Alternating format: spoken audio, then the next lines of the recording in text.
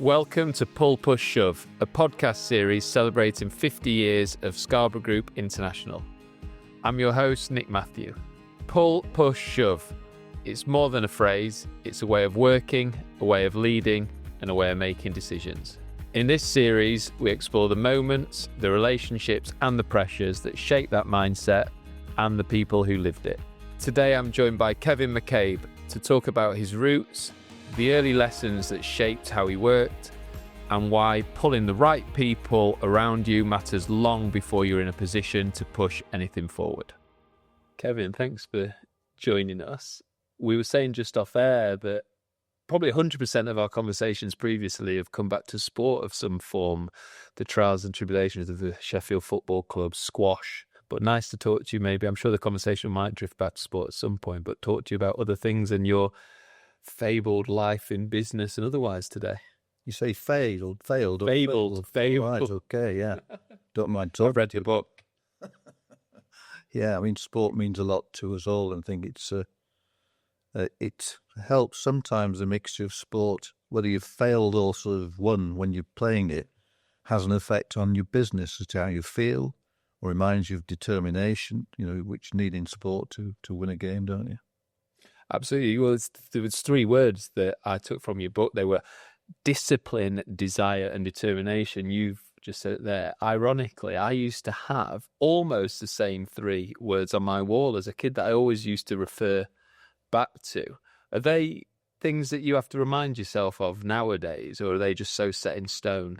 I suspect I'm at an age now where I forget those sort of bits and bobs, but it was always one, if you're following through, and certainly as you know, playing sport, you've got to give it your best. You've got to get prepared. And you may have a working day to prepare for a Yorkshire League game at squash, but you get ready for it, don't you?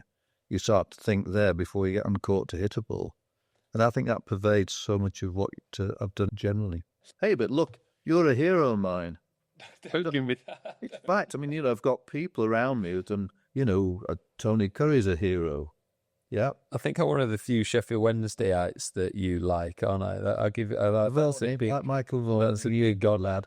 That's a big honour for me because I know there's not many. If you look at my diary since 1976, which I'd forgotten this, 1976 is when I end up working for myself. Yeah. So I get one every year. Have them specially made. So it's Saturday, Sunday, Monday, Tuesday A, Tuesday B, Thursday, Friday, Saturday, Wednesday. About a dozen years ago, I did an interview with, again, I've forgotten the journalist's name, for the Times. He was a nice lad. He was a Gillingham supporter, so, everything goes round sport, and why you're there is another issue, a bit like today. And he's talking to this lad, and I told him that tale. Well, he howled, but he also put it in this article in the pink paper in the Financial Times. So a lot of my old colleagues in Sheffield and beyond gave me hell. So we've got to edit that bit out, haven't we? We've got to edit that bit out today. Whatever. You don't mind these days quite so much. Yeah, whatever. At the moment, yeah. How did your upbringing shape your philosophy of people first in business? I think through sport, even at the youngest stage where I was a decent footballer, and I ended up playing for a couple of clubs every weekend. Some were Saturday afternoon, some were Sunday morning. So you got various colleagues who became friends, and the importance of that, to play to win, but not to play to cheat.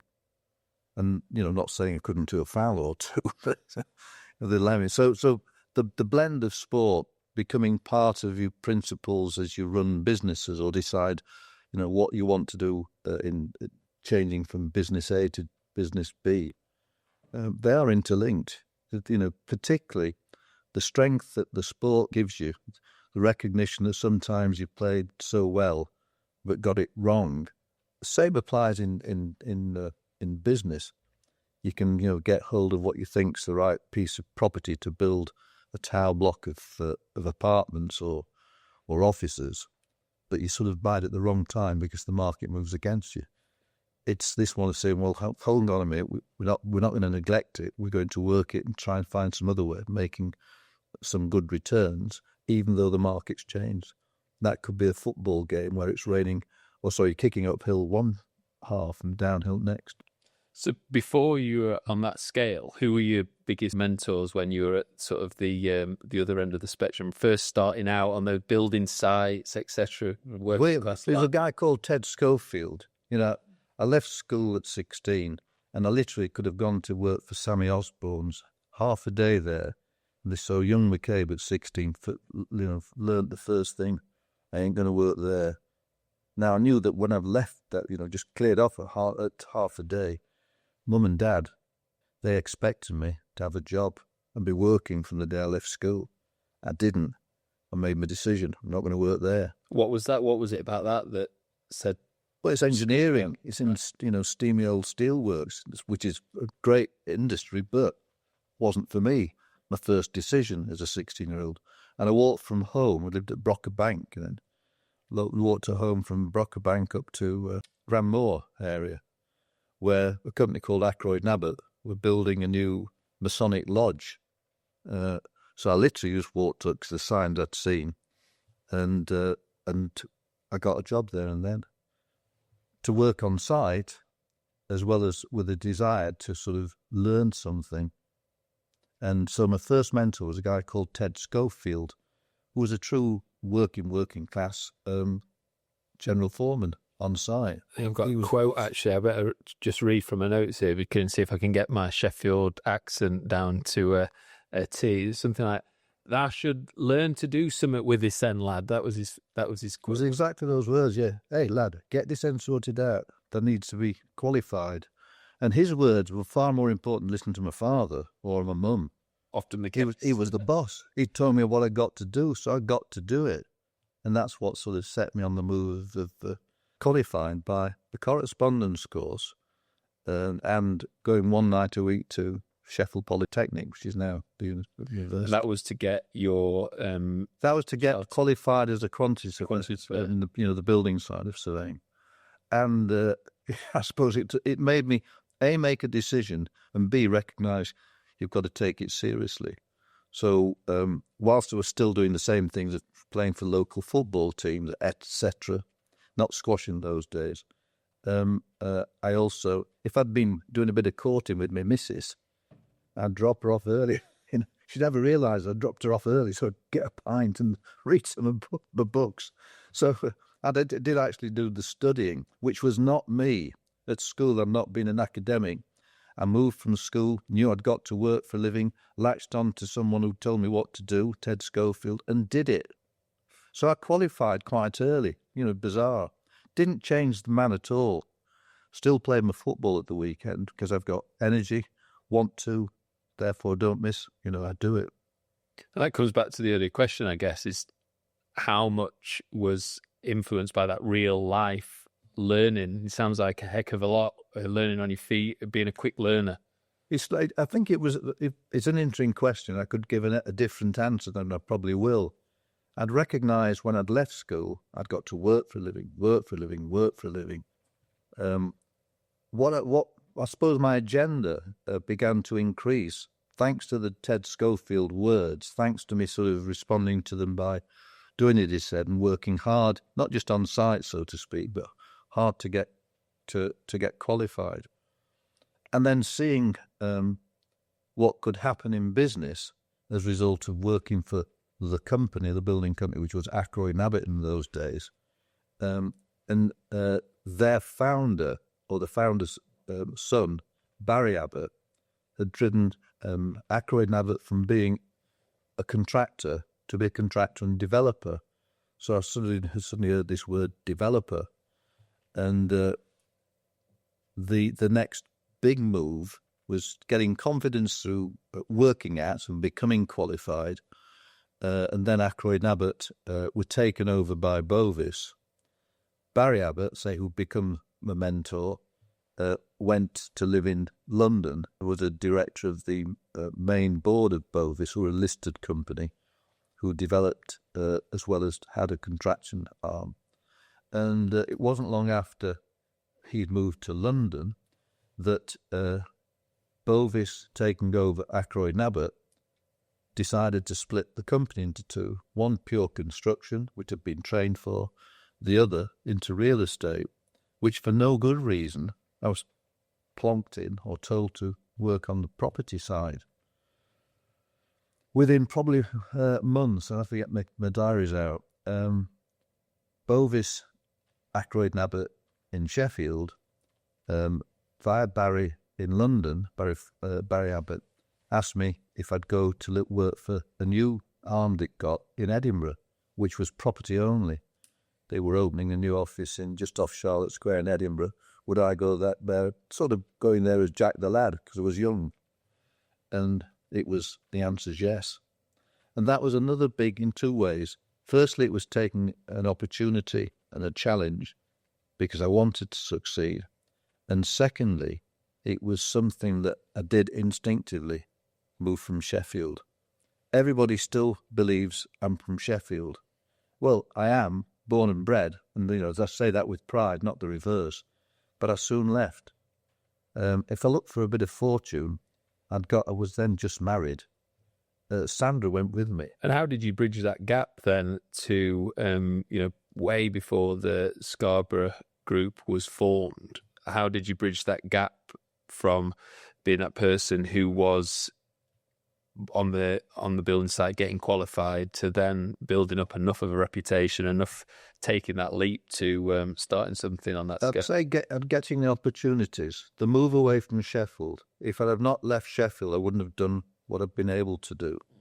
Moving to Scotland, and I learned the other side of, it's not just digging holes, so to speak, the other side of putting property deals together, the other side of having to work with financiers, banks in particular, that I was able to do. Firstly, because I'd be sat with someone else. I was purely on the property side, not the construction side. So I'd be sat with someone else who was approaching a Bank of Scotland in particular, important to me. And I'd be sat there as a young guy making a few notes, but also because I can chinwag a wee bit and talk football and cricket, things that are common to many of us, and actually sort of take time out if we've been with a bank talking on borrowing money for a scheme, etc. I wouldn't be doing that, but I'd be talking later, talking about football and Sheffield United or cricket, or playing squash there. Just surrounding yourself with good people who different skill sets as well. Yeah, correct. Yeah. And so my travel when I went to Scotland saw me away from home quite a bit. Even when we lived apart at the time in Scotland, it's a long way from Edinburgh to Aberdeen. Aberdeen was the first project I worked on as a young project manager. That was, I suppose, it was setting the pace. Aberdeen had just got this benefit of something called North Sea oil. So it was an enamoured place to be there for work. Very old-fashioned when oil was first found. You go to a lawyer's office and they'd have the old sloping desks and quill pen. They're really old-fashioned. Whereas, I'd seen a lot with agents in the south. It was plush offices. But Aberdeen was new. Aberdeen was deep Scotland. But working on this scheme called Inverlair House, it was joint venture between Bovis. It was joint venture with a company called Teesland. I was there representing Bovis as a project manager, thoroughly enjoying it. Where, incidentally, I've forgotten the reason, but the contractor was Gleeson. Gleeson were a Sheffield-based contractor, but had a small office, believe it or not, with their chairman in a place called Scarborough. So that's just an aside, I may say. But so this Inverlair House, I learned so much there by listening and seeing, where it was funded by an organisation called Legal and General, funding it at an 8% return on the money. It was based upon £1.25 per square foot. So it was in one sort of scheme where my skills really had been in construction. I'd learnt about the process of employing agents to find tenants to take the space, on who was going to sort of get benefits from the building, not only with the building done, but with it being all leased. That was Legal and General's task, and as to either put money in. This was A, B, and C that was going in his head. This is how it works. And I learnt, therefore, beyond that, when, for no good reason, when my sort of hero Barry Abbott had got into did some board dispute. He quit Bovis. Nothing to do with me whatsoever.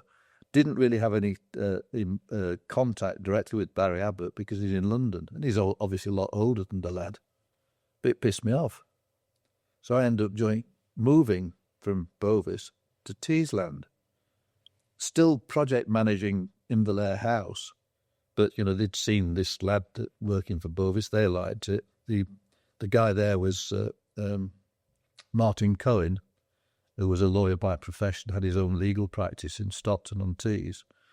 And I ended up joining them. That was quite good for me because Martin Cohen was a very good squash player. He played county squash for County Durham, obviously older than myself. So there was a link there.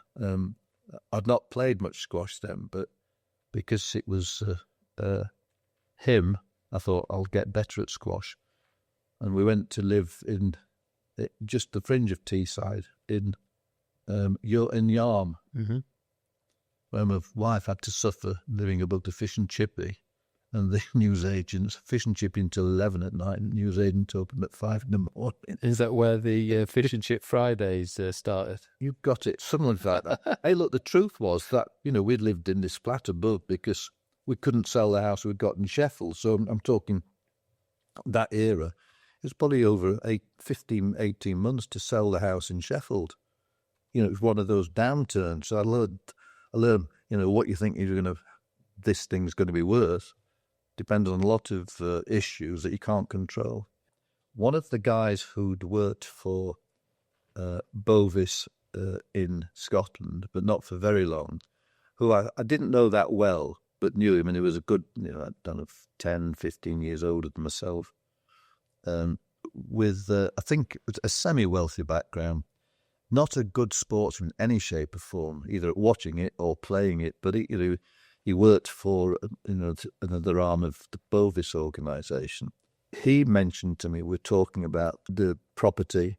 He still did some travelling up into Scotland for the company I then worked for. And it was him that put the idea into my mind about why don't we set up our own company. He knew me. I knew him initially, say, because he was working in Scotland. So it was that put it in my mind. It hadn't been in my mind before, but that's when it stuck up here. And within 6 months, that's when I decided go it alone. For the audience, what's the relevance? Tell us a little bit about the relevance of Scarborough behind the name. And if I said I must be bloody mad, I must be. I mean, the only relevance that, Sheffield's the centre of England, therefore the most popular resort for people who lived in Sheffield, working class people, is Scarborough. So in my youth, myself and my sister, with mum and dad, used to be a charabanc from Sheffield. You know what a charabanc is? Been travelling across to Whitby and Scarborough. Won't mind living in Scarborough.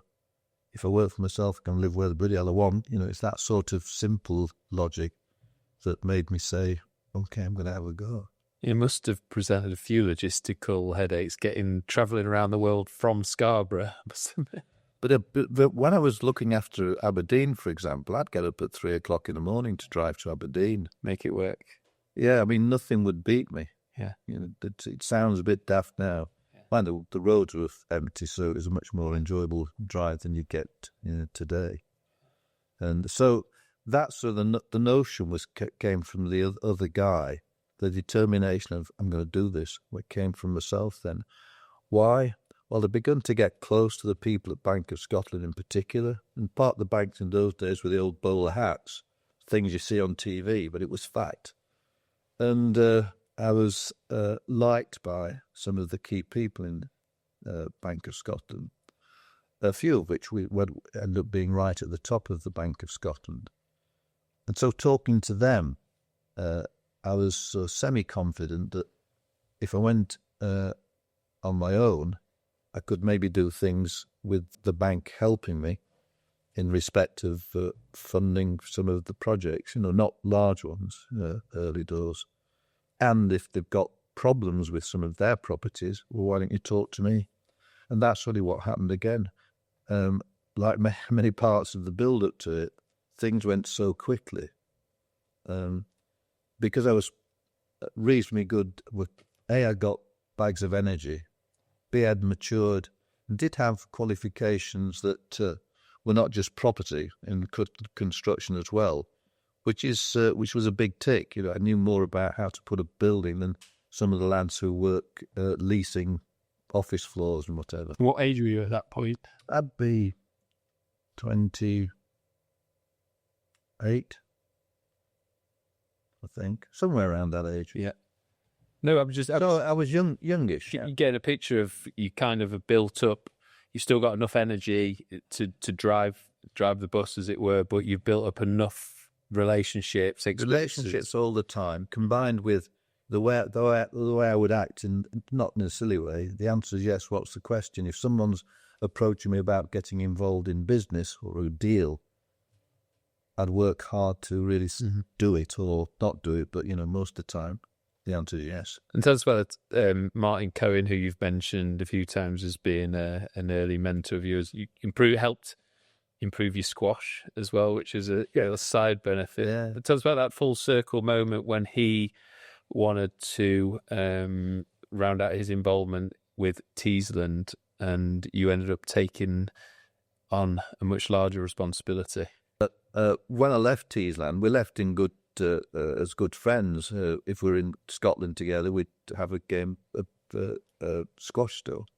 So I actually did him a favour when I'd left Teesland, and that was, I must say, when I left Teesland, there was a young director there. I'd been selected so quickly because I'd done so well, and I'd learnt all these things about how to sort of what's the best way to sort of motivate some of the people you've got to deal with to get the best out of them, etc. And I've begun then in the early days employing one or two people who were good people. The Teesland that became mine was the old Teesland, and I can't get the date. I'll need to check the dates.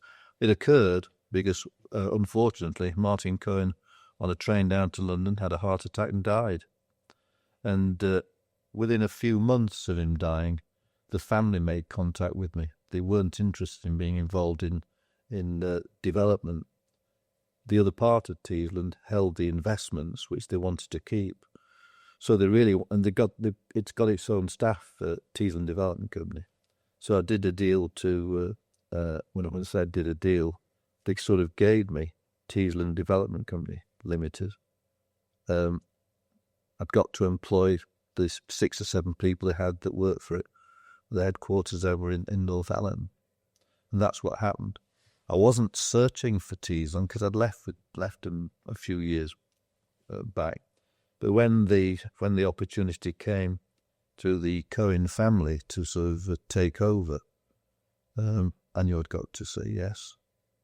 The answer is yes. What's your question? And that's exactly what happened. Regrettably, it meant that within 6 months I'd realised why Teesland, without Cohen, wasn't doing well, and that's the people I inherited. Two or three of them who I knew when I'd worked for Teesland. I had a bloody Friday and got rid of them all, which I didn't enjoy doing, but it was necessary. And that was coincidental to me bringing on board outside investors into Teesland, because what we've not talked about is I've been spending more time in London. And in the early days, I'd need to get my list out, but we got money from investment monies in the restructured Teesland from one or two, not legal in general, but I'll have to get the names of it. But the old, what was the old Tesco pension fund, an Oxford University pension fund, and Baring Brothers, who became sort of one of my leaders to, again, educate me more about raising money in London. And Baring Brothers, who became sort of one of my leaders to, again, educate me more about raising money in London for big projects. So a lot of things happened quickly through buying, if you like, the skeleton of the old Teesland Development Company. Had a good name that quickly became part of Scarborough. I enjoyed it because it had also been an older company than my Scarborough, which was new, because Teesland was set up in 1966, which is an important date for anybody connected with sport, isn't it? Yeah, in this country. Yeah, and that's why, since it became part of the group, I've used it more than any other. My old fuddy-duddies who work for me now think I'm bonkers, but, reality is, it means something. Yeah. It takes the company back to 1966. Yeah, and the taking on Teesland, did that detract away from anything that you were building with Scarborough, or was that easy to combine? It became part of Scarborough, yeah. But, it's a part of Scarborough that we controlled with our shareholding, but he also had other shareholders in. And that in itself is a bonus. It took me more down to London, meeting the people who've got some shares in Teesland, showing them what we're doing, bigger ones. I use the Teesland name there deliberately as the developer, and the property owner and use the Scarborough. So, there's little tweaks and, hey, doors open. And if doors open, you go through them, lad. It's this theme that's going through this series, isn't it, of the pull, push and shove. And yeah, well, I've always believed that. Still do. I love that. Made you a better squash player. I love that, yeah. Sometimes that, I think the line was that where hesitation had cost you more than action, and that's something that's been revisited several times already in this first episode, is that by dilly-dallying, you can actually cost you more than if you make that decisive action. I mean, we've been lucky over the years. We've had so many partners. A lot have been from the Far East, as well as people from other parts of Europe, and some of which we've still got. But you've got to work at it. It just doesn't, fall from the sky to have part with us. You've got to go and sit in their territory and listen and learn. And they all need different ways of motivating. Different strokes for different folks. That's the other thing, the way to do it. Yeah, to get to it. If you go with a determination, particularly if you got to get involved internationally, you've got to adapt if you want to deal with them. If you go to, let's say, Europe, and we were where we were, and we had two good lads from a place called Denmark who got some good projects. You didn't try and tell them how to do it. You listened. The wise old owl lived. Come on. Even as an owl myself, I don't know that one. You have to tell me that one. The wise old owl, he lived in an oak. He learned how to listen before he spoke. The less he spoke, the more he learned. That's why the owl's a wise old bloke. And don't you forget it. Well, actually, my wife's advice on hosting today was speak less, listen more. So it sounds very similar. Yeah. A lot of your answers do come back to the theme of this different strokes for different folks, as you've quite eloquently put it. Yeah, look, I've learned a lot over years because I've had the good fortune of as I'm talking it through it with your good self, of being all over the place, having opportunities and actually taking them. If I could, because I'm an experienced guy now, and someone was talking to me about doing something similar, I'd say, no, stick to this, stick to that. Because I did learn an awful lot, how to address, how to try and sort of decide is this guy's got what it takes, or this is a good-looking project, let's look further. And I learned quickly. I mean, maybe it's my background. The basic lad at school as an academic was no good. I was good in playing sports, but, sort of got off his arse. No planning in it. I look back at that and thinking, how did I actually walk from home? Because I'd just quit this job in steelworks 2 miles up the road. And from this working on the building site, with cannon, making teas and going up scaffolds and whatever. I think, sometimes I do think myself, how the hell did I get here? Well, unwittingly, you're sort of pulling people together. I was a simple lad. Sport taught me a lot. And that's thanks to the old man. But I often do think I must have been bloody daft, and I am. Because humour plays a part in life. So if one of my quirks is actually being pleasant with people. So we'll cover a lot more in upcoming episodes, but just to round this one off, I don't like the phrase quick fire, but I just wanted to get your quick take on things, like one thing for Kevin McCabe that might surprise people about you. No, I think I am an ordinary bloke, and I go back to what we smile about because we're both sports people. I get back to basics when I go home. in Scarborough. I promised Sandra I'd never do any development in Scarborough, Macy, and I've failed in that. But, I'd go back, I'd play my game of squash, I'd have a shower, I'd go out with my mates for a couple of beers on a Friday, and then go back and take Mrs. out for fish and chips. Or, I still do simple things. There's not much that complicates me. That's a separation from work, of course. They're they're not workmates. Even if you caught me as I could catch you with some of your mates, you think that silly old pudding. So I've still got those. I wouldn't say qualities. It's part of myself. It's not me thinking about where I came from. It's what I like to do, and my old mates are precious to me, and vice versa. And I have the beauty of doing it in Scarborough still. And that's the one good thing of Scarborough, because my colleagues aren't interested in being to Houston, Texas, or London, or Edinburgh. They just deal with it. Where's I been this week? And lastly, for this episode, what one thing at this stage of your career are you most proud of? Still being around. I'd say unlike unlike the football team, eh? Well, you think about the topsy-turvy nature of real estate, and believe me, sometimes, you want to believe you can read the market. Well, most of that's humbug. This one of sort of making decisions is a big, big issue. Making a decision in a family-owned company that becomes big is even more difficult.